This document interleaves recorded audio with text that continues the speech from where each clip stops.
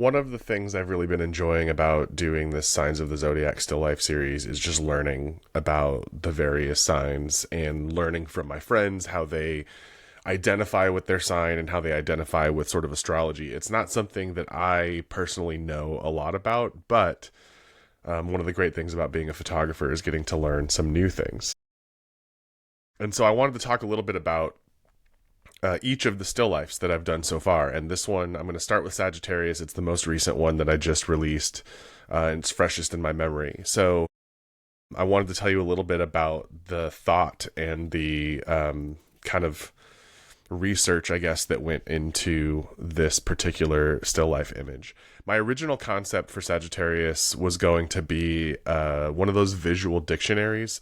When I was a kid, I had like a Star Wars visual dictionary that was just every page was a spread of props and costumes from Star Wars, and it kind of explained all of the parts of them, all of the component parts of them. And I remember being really blown away just by like the thoughtfulness that went into all of those props, things that are like never really ever mentioned in the movie.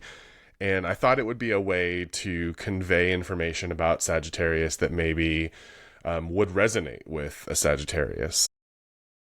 And as I started thinking about like the themes that I wanted to touch on, what objects do I want to include in that visual dictionary? I wanted objects that touched on some of the themes that I wanted to focus on for Sagittarius, which is mainly that spirit of adventure. There's a big part of Sagittarius is sort of a sense of compassion. But then there's also this sort of like no nonsense side. And there's this side of being sort of like tough, but also soft. And I was just kind of collecting objects to do this sort of like visual dictionary or visual encyclopedia or whatever you want to call it, this layout. And something was kind of blocking me and I was getting kind of stuck on it. And I just decided that I just needed to get some things on set. And so I had grabbed some travel related objects that I had already, like this miniature globe and the airplane that is casting this shadow. And then I've always kept this sketching aid, this little wooden figure, on my desk. And just something made me decide, like, I haven't used it in anything. I could use it in something. Maybe this can represent sort of the person. And I decided the way to get past that block was just to start shooting things. Like, not worry about shooting it for the concept or anything like that. Just put stuff on set and get some light on it and just start doing things. And there was just, I felt like there really was a story to be told with this wooden figure and this globe, but I needed a way to kind of tie it into Sagittarius more strongly. And I also didn't want to not incorporate the archer in some way because it's just like such vivid imagery for Sagittarius. It's such an interesting, it's like interesting iconography to me. And so I to be honest, I don't really remember how the shadow of the plane kind of worked out, but it occurred to me that it really does resemble sort of the symbol for Sagittarius. And then I started to really kind of like this as the still life, like this composition, these elements. And one of the things that I sort of reassured myself, because if anything starts to feel too easy, quote unquote, in this process, I get nervous that I'm getting it wrong. And so I had to kind of like go back through my notes and my research and recognize that part of Sagittarius that is sort of no nonsense. And like that helped me kind of justify telling the story with as few elements as possible. And a few people have commented that this is more minimalist than some of the other signs of the zodiac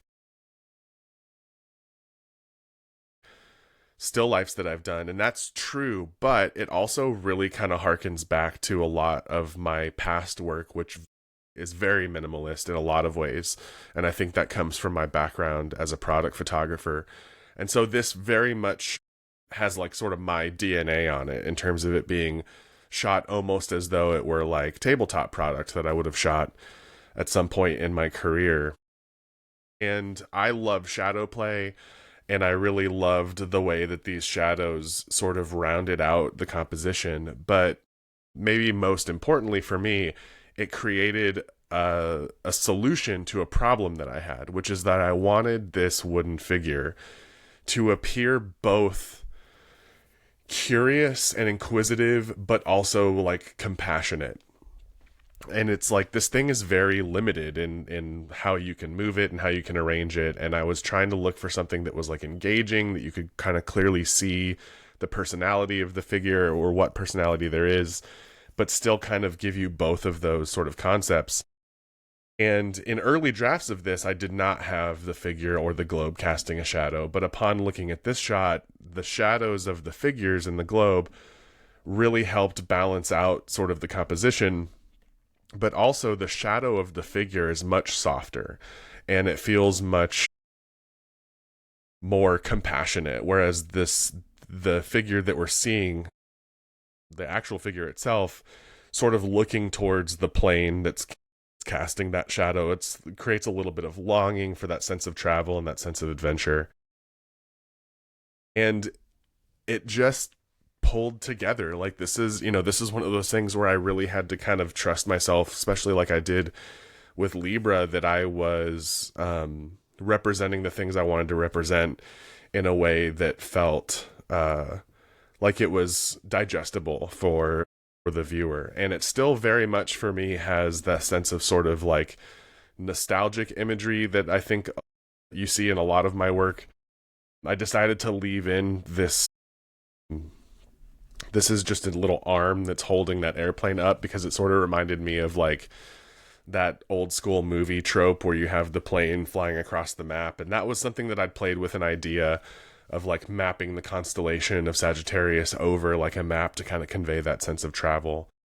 It's probably important, I think, to mention that I am a Gemini, but I'm Sagittarius in both my moon and rising. I'm not sure if I've got that right, but I'm Gemini, Sagittarius, Sagittarius. And so there was a lot of things, especially around the spirit of adventure and freedom and not being tied down, which also I think is represented here by the minimalism. Like I wanted to really represent freedom. That plane is headed into a void. There's nothing there. It could be anywhere. It could be anywhere that you want it to be.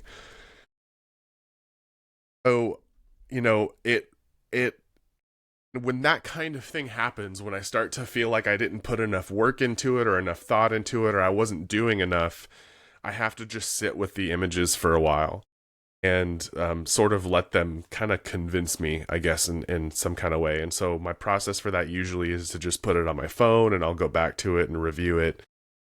It also helps me to see some like technical problems that come up sometimes when I'm viewing it on a smaller screen or like in a thumbnail.